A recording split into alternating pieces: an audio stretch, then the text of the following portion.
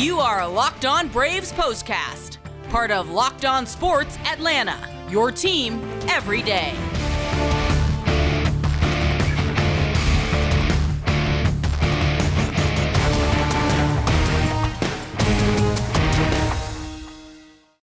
Well, we mentioned it a night ago. We were just a little bit early to the party for the Braves, who are celebrating in walk-off fashion over the Boston Red Sox in Game 2 of this series. They earned the split. They grabbed their first dramatic walk-off win of the 2022 season. So we got a lot to get into here on the Braves Postcast, part of the all-new Locked On Sports Atlanta. I'm Grant McAuley. He is Jake Mastroianni. We're going to break this whole thing down for you. We'll talk about the heroics of the bottom of the Braves order. We'll talk about an unlikely walk-off hero, and the Braves getting themselves even in this series and set up for a big weekend showdown with the San Diego Padres. We got a lot to get to on this. Before we do, though, want to invite you to go ahead, hit subscribe here on YouTube to the Locked On Sports Atlanta page. We just passed 1,000 subscribers, so we appreciate you so much for your support.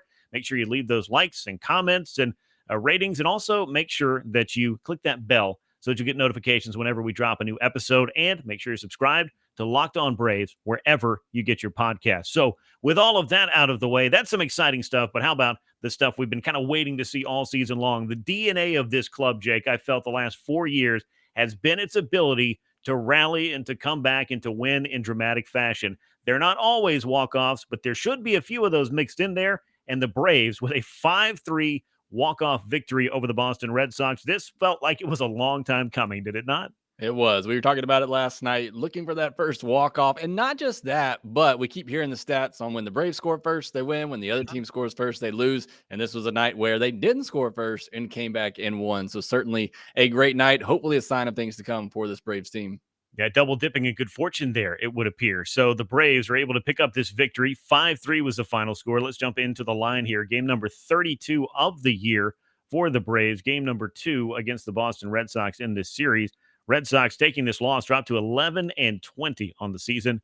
3 runs, 7 hits, no errors, 7 men left on base. Braves now 15-17, so no chance to get back up to 500 after dropping the opener of the series, but a chance perhaps over the weekend with the Padres coming in. 5 runs, 8 hits, no errors, and 5 men left on base. The winner, Kenley Jansen, tossed a scoreless ninth. Ryan Brazier takes the loss. He gave up the home run to Orlando Arcia, the 2-run job that broke a 3-3 tie and sent the Braves to victory. Brazier 0-1 on the year. Game lasted 3 hours, 11 minutes, 37,200 fans on hand at Truist Park to see it. And Jake, this was, again, one of those nights where you were hoping that the Braves offense was going to find a way to break through. But as we got the lineup on this day, we saw no Ronald Acuna Jr. He's kind of dealing with a sore groin, so they wanted to give him the game off.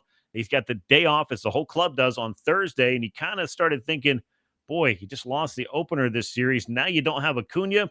What's this day going to be like? And as it turns out, no Acuna, no problem for the Braves, for some unsung heroes at the bottom of the order.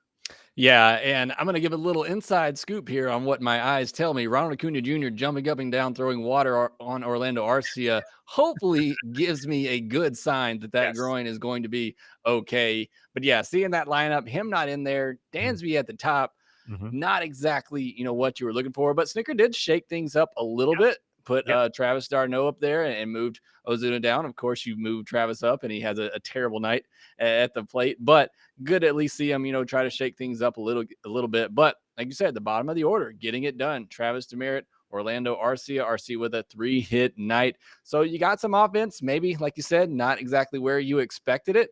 But either way, comes up gold for the Braves, and they get the win. Yeah, you have your 8 and 9 hitters hitting 2-run homers in this game. It was Travis Demeritt to help get the Braves in and get Ian Anderson kind of back into this game. Early on, the Red Sox jumped him for 3 runs. A 2-run homer by Trevor Story in the second inning broke the scoreless tie. That was, if you'll believe it, Trevor Story's first home run of the season, and it doesn't come until the second week of May. So the Red Sox certainly happy to see that. Ian Anderson and the Braves, though, could have done without that for another day as far as him hitting any home runs. But Anderson was able to settle in. He did give up another run in the third, but 5 1/3 innings of 3-run ball, 7 hits, 1 walk, 4 strikeouts, the home run to Trevor Story. Not a bad start from Ian Anderson. I'd say he left the Braves with a chance to win this game. The offense did have to come to life. It did. The 2-run homer from Travis Demeritt, an RBI double from Matt Olson that knotted things up, and that's how it would stay all the way into the late stages of the game. But Jake, while we can celebrate the walk-off, another thing we've been talking about all season long is the questionable strike zones and calls that seem to be a nightly occurrence. You see the umpire scorecards, you see the replays, the video clips, and of course the well, how shall I say, harsh reviews of some of the home plate umpiring that we've seen throughout the season, because it has been truly at times bafflingly bad. There was a call that went in the Braves' favor on this night, which feels weird to even say, and also benefit from a walk-off hit at the end of the day. I don't know if the Braves used up a lot of luck to make this night happen, but Colin McHugh with the bases loaded to Kevin Plawecki in the 6th inning, clearly ball 4. I mean, it was low. Plawecki called out on strikes, immediately ejected. Alex Cora ejected, and Adam Beck, the home plate umpire, he made a call that went in the Braves' favor. So, Jake, I guess you live by the sword and you die by the sword here in 2022, even if you didn't even want to draw a sword. Yeah, I don't know where Guillermo Heredia was with his, but We saw him at the end. there were definitely some questionable calls. And look, I know as a fan of the Braves, you always feel like these calls are unbiased towards you, like they're always going against you. And I feel like the Braves certainly have been on the bad side of these a lot of times this year. So I'm not going to complain when there's a night or two where it does go in favor of the Braves. I know there was a call against Devers later in the game as well that he was not happy about, that looked like it was in off the plate. So it's really unfortunately been a theme of this season so far. Umpiring has just not been great. I don't really want to see automatic strike zones, but it's really hard when you're seeing all these missed calls like this. And I know the technology is different today. There's eyes on everything, so it's out there so much more than it was before. But it definitely is not a good look for these umpires. But just glad that it went the Braves' way tonight, and certainly was huge for them getting this win. Yeah, every once in a while, it does go in your favor. Want to let you know before we go any further, because we do have more to get to about this win. We do, of course, have a preview to get to for this weekend's upcoming series against the San Diego Padres, but LinkedIn Jobs helps you find the candidates you want to talk to faster. Did you know that every week, nearly 40 million job seekers visit LinkedIn? You can post your job for free at linkedin.com/lockedonmlb. That's linkedin.com/lockedonmlb to post your job for free. Terms and conditions apply. Now, I don't know if anybody's going to be posting a job for umpires as far as the season is concerned. Maybe they will, maybe they won't. I don't know if we're going to see that automatic strike zone anytime soon. I know they're trying it out in the minor leagues. All I know is I would love to stop talking about this after most games. It feels like it's just been a very ever-present annoyance that has been part of the 2022 season, seemingly more than it's ever been. But it went the Braves' way. Colin McHugh got Atlanta out of trouble. The bases were left loaded for the Red Sox. That's a huge opportunity to have the bat taken out of the hands of Plawecki. And mind you, that strike 3 would have been ball 4. It would have given a 4th run to the Boston Red Sox. So that certainly affected this game in a negative way. Speaking of bullpens, though, Atlanta's bullpen after Ian Anderson, thanks in part to that call, but also some good work by the relievers that came on. 3 2/3 innings of hitless baseball, 7 more punchouts, Jake. This is a group that if you can get it, I feel like into the 6th or 7th inning, you're going to have a chance to win a lot of baseball games if you can find the runs to build a lead. Yeah, that's what we talked about at the end of last night's postcast. Of Ian Anderson, I feel like just get through the 5th inning, and he, worked into the 6th. I thought he did a good job, throwing strikes, only had the 1 walk. But get into the 6th with the game tied or a lead, and yeah, you feel really good about your chances. I think Will Smith has quietly been really good for the Braves this year, and it feels like he hasn't pitched a lot lately. He's not been overly used, and maybe wrongly so, but I feel like he's been really good for the Braves. Minter's been great all season, and obviously Jansen. Those 3 right now, I think, are your top guys. I think you're seeing McHugh and maybe O'Day in that 6th inning type role, but I think everybody's starting to try to find their role in this bullpen. But yeah, I mean, certainly great. They had 3 walks, but you had 7 strikeouts. So right. Really great work by the bullpen to shut this thing down and give the Rays offense a chance to strike and get that big home run, which they finally got in the bottom of the 9th. Yeah, and as we've discussed, I mean, the walks aren't as bad if there's only a handful of them and you're not giving up any hits and you're racking up all those strikeouts. Braves bullpen did that in this one. You mentioned Will Smith as being kind of quietly good for the Braves this year. Well, I'm going to tell you, AJ Minter has been, I will say, his numbers are loudly saying that he is very, very good this year. Another scoreless inning, 2 more punch-outs for him on the year now. 1.98 ERA, 2 walks, 21 strikeouts in 13 2/3 innings. He has just looked like prime postseason AJ Minter, and he helped out in the Braves win over the Red Sox as he kept Boston at bay to help get it to the ninth inning for that walk-off. Again, for Orlando Arcia, a guy that is not getting a lot of at-bats for the Braves, and it's understandable that he doesn't really have a clear role. It doesn't seem like Atlanta wants to use him as an infielder much, if at all, anymore. They've used him in the outfield some. The defense was certainly not what you want to see out there a time or two, but he has made the most of some opportunities, Jake, and perhaps no bigger opportunity than today's game with 3 base hits and the walk-off home run, his first walk-off home run of his career, the first walk-off win for the Braves this year, and the bottom of the order, he and Travis Demeritt providing 4 runs batted in via their 2-run home runs. Sometimes it's the unsung heroes that help you win a baseball game. It certainly was on this night.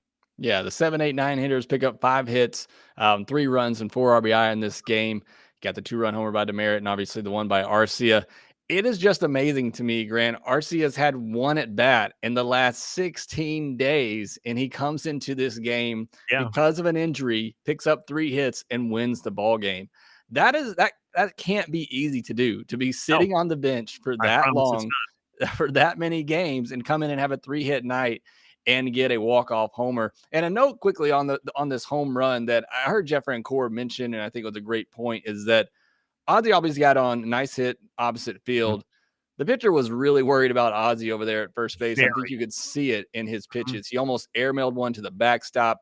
He fell behind Arcia and then groomed him a 2-0 fastball that Arcia just did not miss, leaned back on, almost Lorenzo Cain style on it, and was just great. But I wanted to mention that, just the fact that the pitcher was so worried about Ozzie over there, the threat of a steal really kind of helped set up that home run. But yeah, great work from Arcia. I mean, again, 1 at bat in 16 days coming into today, a 3-hit game and a walk-off homer. That is pretty amazing. Yeah, and that'll work. And this is just one of the things that I know Ozzie Albies has not been finding his way on base at the clip that he wants to this year, or that the Braves need him to, and hopefully that's a trend that will change. But when he does get on base, it is something that he does, maybe not to the extent that Ronald Acuna Jr. has done it by getting on and becoming a complete distraction, but Ozzie Albies has the speed, I think, in the awareness to steal 25, 30, or more bases if that was kind of the way that the game was tailored this year. I remember talking to him after he came up, and he told me, like, his goal for the 2018 season, which would be his first full season in the big leagues, was to steal 50 bags. That was one of his goals. Get 200 hits, steal 50 bags. And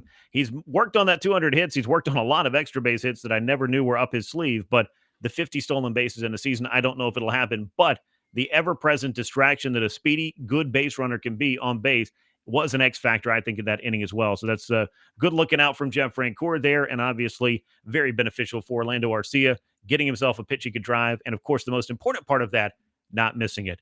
We got a preview coming up for the Braves and Padres after the off day on Thursday. It'll be a 3-game series. It starts on Friday night. I'll tell you more about that in a moment. First, I want to tell you about Built Bar, because summer is coming and you're going to need some food on the go. Built Bars are the perfect snack to take with you on family vacations. You can throw them in your bags or your kids' backpacks.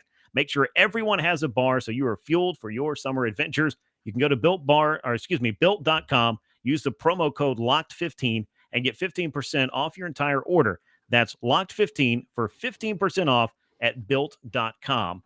So as I mentioned, the Braves homestand continues. They get the off day on Thursday. Hopefully that means a little bit of a rest and some relaxation for the entire team, but also the return of Ronald Acuna Jr.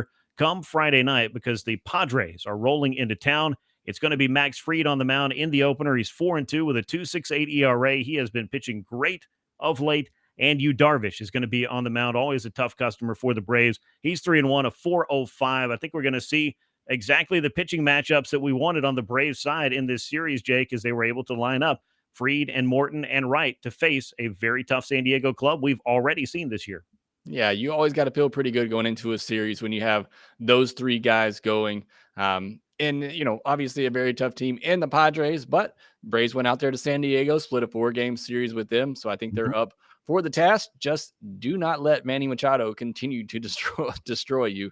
Keep that man out of danger and harm's way when he comes up to the plate. Make sure nobody is on base. He absolutely has crushed the Braves. But I do obviously love the pitching matchups for them in this series. Should be a lot of fun, and hopefully a series win. And finally, a 3-series game, so hopefully they can get a series win. I'm tired of these even-numbered series and getting the splits. It's time for the Braves to get some more series wins under their belt.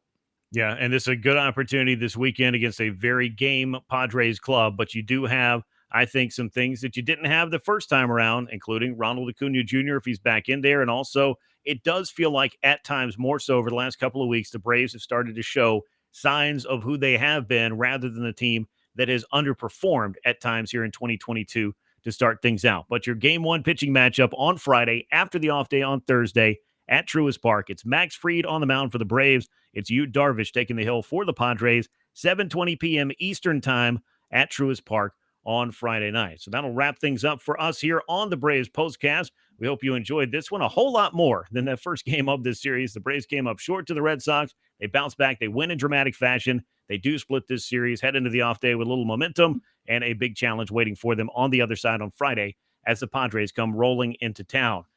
Thanks, as always, for joining us here on the Braves Postcast, part of the all-new Locked On Sports Atlanta. Make sure you subscribe to the YouTube channel and make sure that you subscribe to Locked On Braves wherever you get your podcast. Great night at the ballpark as the Braves grab their first walk-off win of the season. It's a 5-3 final score, Atlanta over Boston. He's Jake Mastroianni. I'm Grant McAuley. We look forward to talking to you on Friday night as the Braves clash with the Padres to open up their weekend series. But until then, so long, everyone.